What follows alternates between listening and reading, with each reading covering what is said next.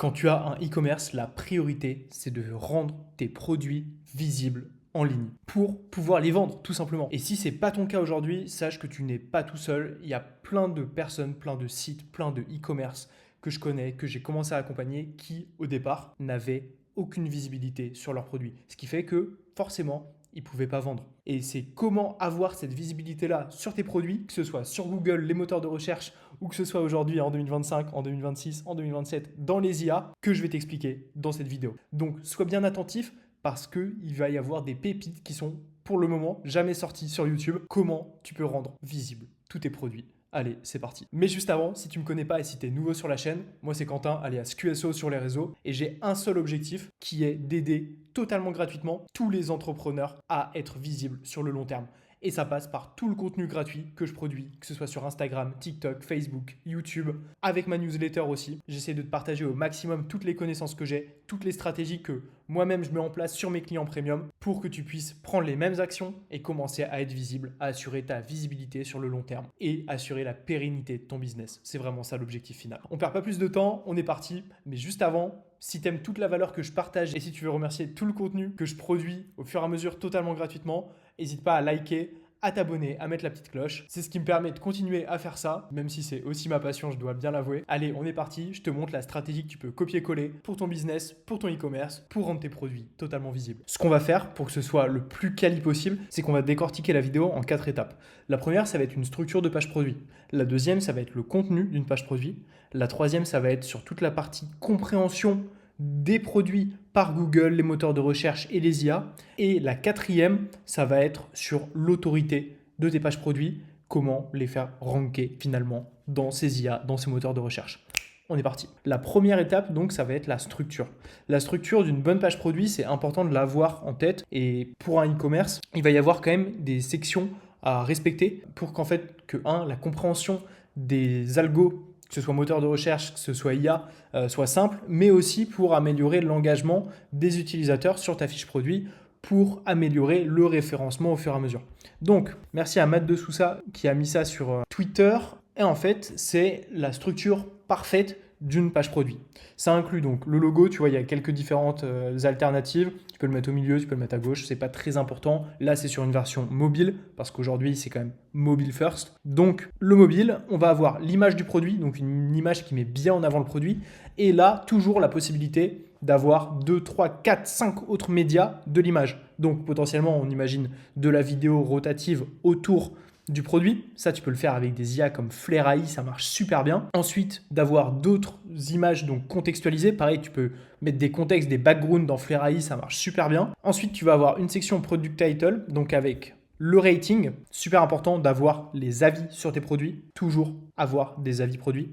Le prix en plus grand et potentiellement avec le prix barré parce que, encore une fois, c'est important d'avoir ces informations-là pour l'utilisateur dès le début de la page, avant la zone de flottaison, la plupart du temps. Et après, ce que tu peux ajouter, c'est les offres, donc les packages, on appelle ça les bundles, avec, par exemple, ton produit plus un accessoire, 2 produits, 3 produits, ce genre de choses, avec des offres et potentiellement des prix barrés parce que tu achètes un package plutôt qu'à acheter le produit tout seul. Et donc, le bouton Add to Cart. Après, tu vas avoir les badges de paiement, donc Visa, PayPal, bref, ce que tu veux. Les reviews avec un carrousel de reviews et différentes garanties, avantages, livraison en 24 heures, bref, ce genre de choses, tu connais. Authority Proof, t'es pas obligé de l'avoir, mais ça peut être intéressant. Et notamment avec de l'UGC. UGC produit méga important en 2025 pour que toi, tu puisses vendre. C'est pas tant pour les moteurs de recherche, etc. C'est plus pour que toi, tu puisses vendre dans ce cas-là. Et potentiellement, tu peux créer de l'UGC avec Agen ou plein d'autres outils avec de l'IA où tu peux leur montrer le produit, tu peux les faire parler par rapport au produit, tu peux faire plein de choses aujourd'hui. Ou alors, tu peux simplement faire des campagnes de vrais UGC avec des vraies personnes. En tout cas, image ou vidéo, super important d'avoir ça. Et après, tu vas commencer les sections avec title plus description des bénéfices. Tu vas avoir une section avec le bénéfice 1 et l'UGC qui va bien avec ce bénéfice 1. Pareil avec le bénéfice 2, etc. Et après, ce que tu peux ajouter, c'est une section carousel avec des reviews. Donc, soit tu l'ajoutes comme ça avec une méga et du coup qui tourne potentiellement, soit tu l'ajoutes avec un carrousel. Tu sais, tu as déjà certainement vu des murs avec plein de personnes qui parlent ou plein d'images de personnes avec le produit, ce genre de choses. Et après, on va avoir toute la partie FAQ questions, mais ça, c'est vraiment les questions par rapport au délai de livraison, ce genre de choses, par exemple. Comment renvoyer le produit, ce genre de choses. Mais beaucoup moins par rapport au contenu pur. Ce qui va me manquer juste pour la partie SEO, c'est de ne pas oublier le fil d'Ariane, super important, pour dire que le produit appartient à telle catégorie et revenir facilement sur la catégorie. Et à côté de ça, dans ces parties-là, description et bénéfices, il va falloir absolument donc que tu aies toutes les informations sur le contenu pur de la fiche produit. On passe à cette partie-là. La partie sur le contenu, donc là je t'ai pris un exemple chez Leroy Merlin d'un produit que je trouve assez intéressant.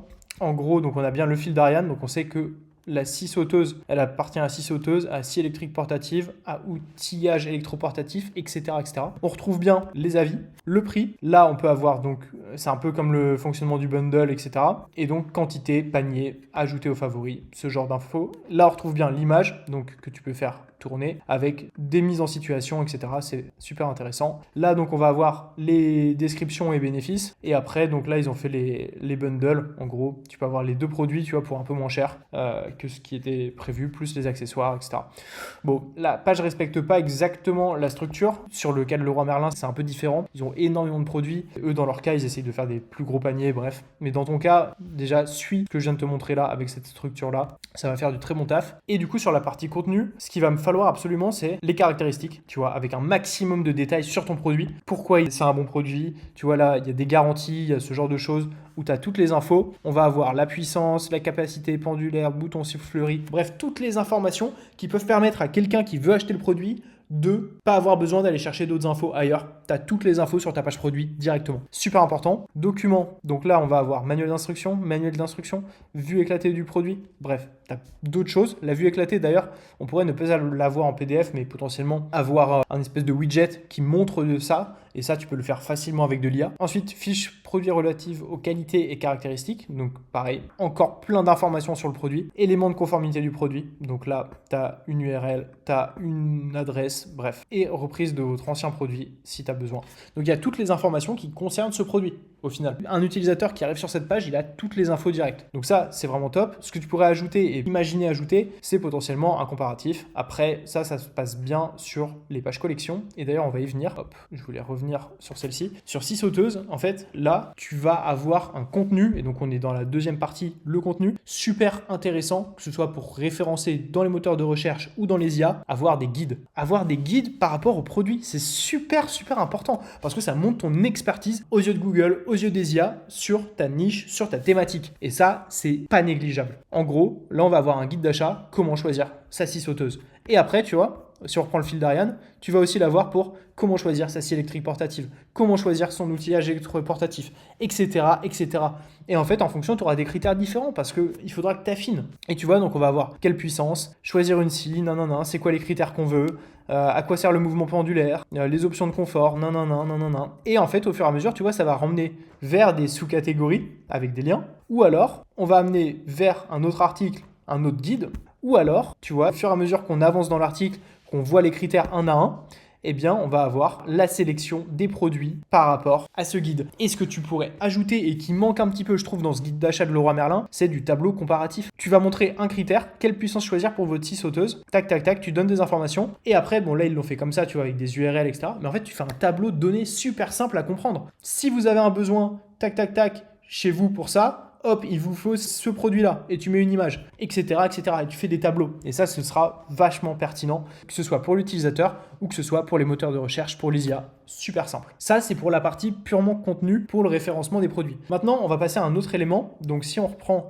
la fiche produit sur laquelle on était précédemment, c'était un produit comme celui-ci, et bien là, en fait, ce que j'ai fait, c'est que je suis allé dans validator.schema.org et soit tu mets l'URL, soit tu mets un extrait de code. Donc, tu vas venir extraire le code source. En gros, tu fais clic droit sur la page, inspecter, tu prends tout le code ici, ou alors tu refais clic droit et tu vas faire afficher le code source de la page. Et pareil, tu vas copier-coller l'ensemble, tu vas le mettre dans validator schema et en fait, tu vas avoir la base de ce que tu dois avoir absolument sur une page produit. Il faut absolument que tu aies des données structurées de type organisation parce que là, on sait que c'est l'entreprise Leroy Merlin, que le téléphone, c'est ça, que les réseaux sociaux, c'est tout ça. Très bien. Donc Google et les IA savent directement que telle page, elle appartient à telle marque, telle entreprise. Ensuite, on a le breadcrumb list, donc le fameux fil d'Ariane qu'on va retrouver en haut de cette page, ici, tu vois, tout ça. Et en fait, ça indique aux IA et aux moteurs de recherche que cette page 6 sauteuses filaires, elle appartient aux 6 sauteuses, qui appartient aux 6 électriques, etc., etc. Et tu vois, c'est exactement ce qu'on retrouve là. Donc ça appartient au produit outillage électroportatif, 6 électriques portatives, 6 sauteuses. Exactement. Donc ça, c'est super important de l'avoir aussi. Et ensuite, website pour dire qu'on est sur le site web de Leroy Merlin. Tac, tac, tac, différentes informations. Ça c'est pas la plus importante, c'est pas très grave si tu l'as pas celle-ci.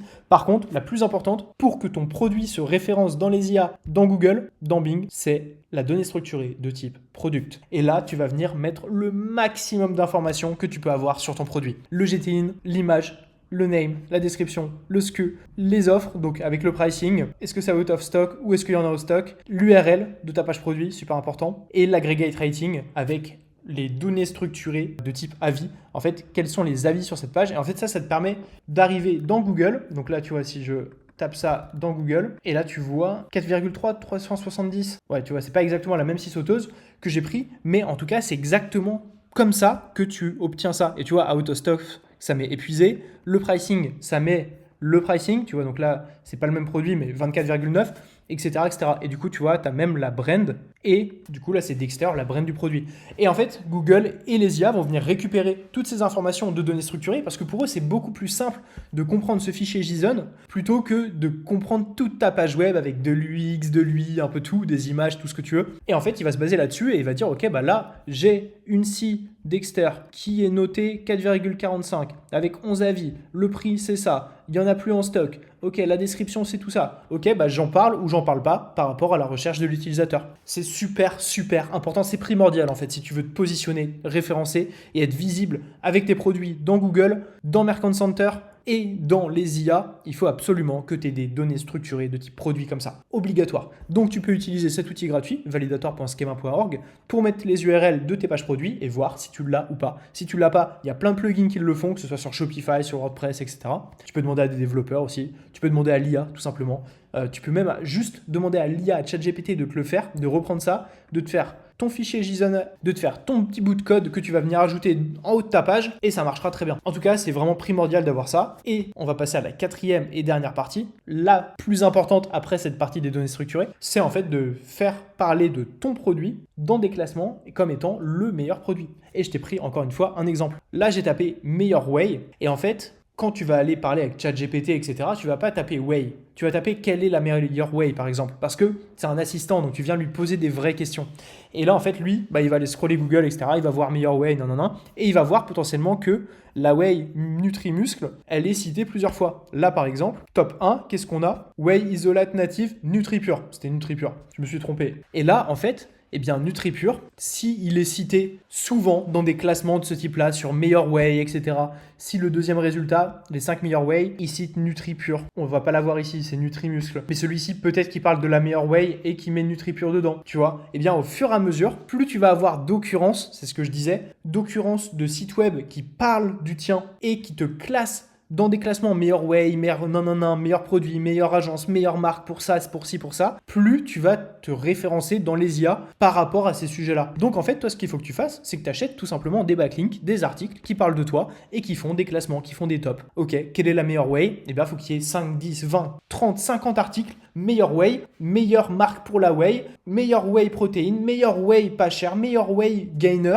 tout ce que tu veux, et qui mettent en avant ton produit, ta marque comme étant expert sur ce sujet. Et si tu fais ça, même sans avoir les backlinks, donc le mieux c'est d'avoir un backlink en plus parce que ça booste ton SEO, mais juste le fait d'avoir des articles qui parlent de ta marque, etc., ça va te permettre de te référencer dans l'IA. Et c'est comme ça, parce que ChatGPT, au fur et à mesure quand il va crawler, parce que Perplexity, au fur et à mesure quand il va crawler, parce que Google AI Mode, au fur et à mesure quand il va crawler, eh ben, il va trouver beaucoup d'occurrences qui parlent de ta marque, donc ils vont mieux te référencer. Et l'autre point, c'est si tu arrives à avoir de la data spécifique à ton produit. Par exemple, la whey isolate plus pure affiche environ 90% de protéines et très peu de lactose. Ok, très bien. Bah, si c'est la seule whey qui permet de dire qu'il y a 90% de protéines et très peu de lactose, et ben en fait, ChatGPT, il va forcément te la sortir parce que c'est une data unique. Et ChatGPT, son objectif, c'est de donner toutes les informations les plus pertinentes. Et donc 90% de protéines dans de la whey, bah, s'il peut le sortir, il te le sortira. Donc essaye d'avoir un maximum de data, d'insight par rapport à tes produits et les les mettre dans tes fameuses fiches produits. Tu vois, tu peux les mettre dans caractéristiques, par exemple. Et là, en fait, ça va permettre de booster encore plus tes pages parce que tu auras de la data spécifique, tu seras le seul à l'avoir et donc tu seras d'autant plus mentionné si les IA arrivent à trouver cette data parce qu'on parle de toi et parce qu'au fur et à mesure, ils vont scroller aussi ta page web, qui vont découvrir dans la description ici de ton produit, eh bien, cette whey-là, elle a 90% de protéines. Et c'est comme ça que tu arrives à être visible avec tes produits, à référencer tes pages produits dans Google, dans les IA. Tu n'as plus qu'à appliquer ce plan d'action et une fois que tu l'auras mis en place, viens commenter en me disant qu'est-ce qui te rapporte le plus de trafic. Est-ce que c'est l'IA? Est-ce que c'est Google? Quelles sont les sources qui t'apportent le plus de trafic sur tes produits? Combien t'en vends aussi? J'espère que la vidéo t'a plu. C'était 100% gratuit, 100% applicable là tout de suite. J'espère que tu as appris des choses. Si c'est le cas, n'hésite pas à lâcher un petit commentaire dans tous les cas, à mettre ton petit like. Nous, on se retrouve la semaine prochaine pour une nouvelle vidéo. Allez, ciao!